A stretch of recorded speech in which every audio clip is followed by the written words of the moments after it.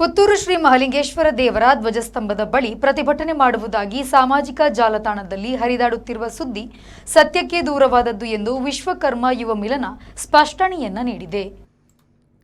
ಈ ಬಗ್ಗೆ ಮಾಧ್ಯಮದೊಂದಿಗೆ ಮಾತನಾಡಿದ ವಿಶ್ವಕರ್ಮ ಯುವ ಮಿಲನದ ಅಧ್ಯಕ್ಷ ವಿಕ್ರಮಯ್ಯ ಆಚಾರ್ಯ, ಆ ಸಂತ್ರಸ್ತೆ ಹೆಣ್ಣು ಮಗಳಿಗೆ ಆದ ಅನ್ಯಾಯಕ್ಕೆ ಯಾರು ಸಾಕ್ಷಿಯಾಗಿದ್ದಾರೋ ಅವರಿಗೆ ಬುದ್ಧಿ ಕೊಡಲಿ ಅಂತ ದೇವರ ಬಳಿ ಕೇಳಿಕೊಂಡಿದ್ದೇವೆ. ಅದು ಬಿಟ್ಟು ನಾಳೆ ಮಹಾಲಿಂಗೇಶ್ವರ ದೇವರ ಜಾತ್ರೋತ್ಸವ ಆರಂಭದ ಸಲುವಾಗಿ ನಡೆಯುವ ಧ್ವಜಾರೋಹಣ ಸಂದರ್ಭ ಧ್ವಜಸ್ತಂಭದ ಅಡಿಯಲ್ಲಿ ಕುಳಿತುಕೊಂಡು ಪ್ರತಿಭಟಿಸುವುದು ಎಂಬುದು ಸತ್ಯಕ್ಕೆ ದೂರವಾದುದು ಅಂತ ಹೇಳಿದ್ದಾರೆ.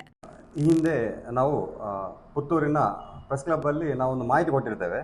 ನಮ್ಮ ವಿಶ್ವಕರ್ಮ ಸಮಾಜದ ಒಂದು ಮಹಿಳೆಗೆ ಆದಂಥ ಅನ್ಯಾಯಕ್ಕೆ ಇದರ ಬಗ್ಗೆ ಹಿಂದಿನ ಒಂದು ಪತ್ರಿಕಾಗೋಷ್ಠಿಯಲ್ಲಿ PG ಜಗನ್ನಿವಾಸರವರು ಅವರು ಕೊಟ್ಟಂತಹ ವಚನ ಭ್ರಷ್ಟರಾಗಿರುತ್ತಾರೆ.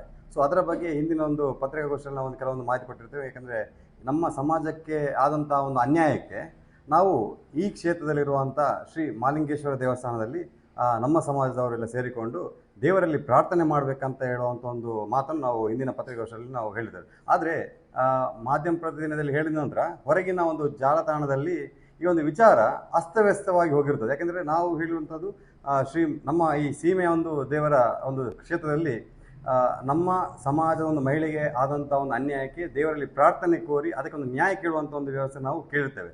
ಆದರೆ ಜಾಲತಾಣದಲ್ಲಿ ಹೇಗೆ ಆಗಿದೆ ಅಂದರೆ ಇವರು ವಿಶ್ವಕರ್ಮ ಸಮಾಜದವರು ಪ್ರತಿಭಟನೆ ಮಾಡ್ತಾರೆ, ದೇವರೆದುರಲ್ಲಿ ಧ್ವಜಸ್ತಂಭದಲ್ಲಿ ನಿಂತುಕೊಂಡು ಒಂದು ಪ್ರತಿಭಟನೆ ಮಾಡ್ತಾರೆ. ಆದರೆ ನೋಡಿ, ನಾವು ಒಂದು ವಿಶ್ವಬ್ರಾಹ್ಮಣ ಸಮಾಜಕ್ಕೆ ಸೇರುವಂಥ ನಾವೊಂದು ಜನಿವರಾಗಿರ್ತೇವೆ.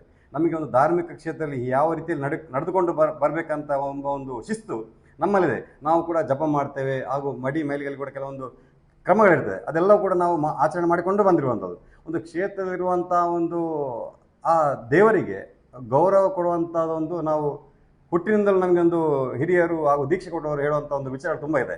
ಆದರೆ ನನಗೆ ಬಂದಿರೋ ಮಾಹಿತಿ ಪ್ರಕಾರ ಇವತ್ತೊಂದು ವಿಚಾರ ಬಂತು. ನಮ್ಮ ಮಹಾಲಿಂಗೇಶ್ವರ ದೇವಸ್ಥಾನದ ಸಂರಕ್ಷಣಾ ಸಮಿತಿಯವರು ಹೇಳ್ತಾರೆ, ವಿಶ್ವಕರ್ಮ ಸಮಾಜದವರು ಆ ಪತ್ರಿಕಾಗೋಷ್ಠಿಯಲ್ಲಿದ್ದವರಿಗೆ ದೇವಸ್ಥಾನದೊಳಗೆ ಪ್ರವೇಶ ಮಾಡಲಿಕ್ಕೆ ಬಿಡುವುದಿಲ್ಲ, ಅವರನ್ನು ಹೊರದಬ್ತೇವೆ. ಇದೆಲ್ಲ ಒಂದು ನಾವು ಹೇಳಿದಂಥ ಮಾತಿಗೆ ಒಂದು ತಪ್ಪು ಕಲ್ಪನೆ ಇಟ್ಕೊಂಡು ನಾವು ನೋಡಿ, ನಾವೊಂದು ಮಹಿಳೆಗೆ ಅನ್ಯಾಯದ ವಿಚಾರವನ್ನು ನಾವು ಪತ್ರಿಕಾಗೋಷ್ಠಿಯಲ್ಲಿ ನಾವು ಮಾಹಿತಿ ಕೊಟ್ಟಿರ್ತೇವೆ. ಅದಕ್ಕೋಸ್ಕರ ನಾವು ಪ್ರೆಸ್ ಮೀಟ್ ಮಾಡಿರುವಂಥದ್ದು. ಆದರೆ ಅಲ್ಲಿ ಹೇಳಿದ ವಿಚಾರ ಆ ಜಗನ್ನಿವಾಸರಾವ್ ಅವರಿಗೆ ಒಂದು ಸಪೋರ್ಟ್ ಆಗಿ, ಯಾಕಂದ್ರೆ ನೋಡಿ, ಒಂದು ಮೈಲಿಗೆಲ್ಲಿರುವಾಗ ಅವರಿಗೊಂದು ಇದು ಡೆಲಿವರಿ ಆಗೋ ಟೈಮಲ್ಲಿ ಅವರು ದೇವಸ್ಥಾನಕ್ಕೆ ಹೋಗುವಂಥ ವಿಚಾರ ಆಗಿರ್ಬೋದು, ಅದಾದ ನಮಗೆ ಹೇಳೋದು ಸೂತಕಲ್ಲಿರ್ತದೆ. ಆಗ ನಮಗೆ ನೋಡಿ, ನಾವು ದೇವಸ್ಥಾನದ ಪಾವಿತ್ರ್ಯತೆಯನ್ನು ಉಳಿಸುವಂಥ ಒಂದು ವ್ಯಕ್ತಿತ್ವ ನಮ್ಗೆ ಇರಬೇಕು. ನೋಡಿ, ಒಂದು ಸಂಸ್ಥೆ ಅಂತ ಹೇಳಿದರೆ ನಾವು ಇಲ್ಲಿ ತಪ್ಪಾಗಿದೆ, ಈ ತಪ್ಪನ್ನು ಸರಿ, ಈ ಕೊಡಿ ಏರುವ ಸಂದರ್ಭದಲ್ಲಿ ಆಗಿರ್ಬೋದು, ನಮ್ಮ ಉತ್ಸವ ಸಂದರ್ಭದಲ್ಲಿ ಸರಿ, ಈ ಸಮಯದಲ್ಲಿ ನೀವು ಬರಬೇಡಿ, ಯಾಕಂದ್ರೆ ಹೀಗೆ ವಿಚಾರಗಳಿದೆ, ನಮ್ಮ ಪಾವಿತ್ರ್ಯವನ್ನು ನಾವು ಉಳಿಸುವ, ನಾವು ಬೆಳೆಸುವ. ನೋಡಿ, ಅಂಥದ್ದಿದ್ರೆ ನಾವು ಕೂಡ ರೊಟ್ಟಿಗಿದ್ದೇವೆ, ಎಲ್ಲ ವಿಷಯ ನಾವು ಇರ್ತೇವೆ, ಇಲ್ಲ ಹೇಳೋದಿಲ್ಲ. ಆದರೆ ನಾವು ಒಂದು ಮಹಿಳೆಗೆ ಒಂದು ಅನ್ಯಾಯ ಆಗಿದೆ, ಆ ಮಹಿಳೆಯನ್ನೇ ದೂಷಿಸ್ತಾ ಇರ್ತಾರೆ. ಯಾಕಂದರೆ ಹುಡುಗನ ಬಗ್ಗೆ ಯಾವುದೊಂದು ಮಾಹಿತಿ ಕೊಡ್ತಾ ಇಲ್ಲ. ಹಾಗೆ ಇದು ಸರಿಯಾ ತಪ್ಪ?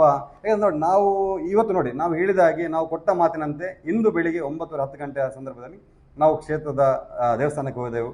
ಮಹಾಲಿಂಗೇಶ್ವರದಲ್ಲಿ ನಾವು ಪ್ರಾರ್ಥನೆ ಮಾಡಿದ್ವಿ. ಅಲ್ಲಿಯ ಪ್ರಧಾನ ಅರ್ಚಕರಲ್ಲಿ ನಮಗೆ ಪ್ರಾರ್ಥನೆ ಮಾಡುವಲ್ಲಿ ಒಂದು ತುಂಬ ರೀತಿಯಲ್ಲಿ ಸಹಕರಿಸಿದೆ. ನಮಗೇನಾಗಿದೆ, ನಮಗೆ ಕಷ್ಟ ಆದದ್ದು ನಮ್ಮ ಮಹಿಳೆ ಆದಂಥ ಒಂದು ಅನ್ಯಾಯಕ್ಕೆ ನಾವು ದೇವರಲ್ಲಿ ಪ್ರಾರ್ಥನೆ ಮಾಡುವ ಒಂದೇ ವಿಚಾರ ಹೇಳಿದ್ದೇವೆ, ಹೀಗೆ ಅನ್ಯಾಯ ಆಗಿರ್ತದೆ, ಈ ಅನ್ಯಾಯದಕ್ಕೆ ನೀವು ಮಹಾಲಿಂಗೇಶ್ವರ ನೀನೇ ಅದಕ್ಕೆ ಕಾಪಾಡಬೇಕು, ನೀನೇ ಅದಕ್ಕೆ ನ್ಯಾಯ ತೋರಿಸಿಕೊಡ್ಬೇಕು.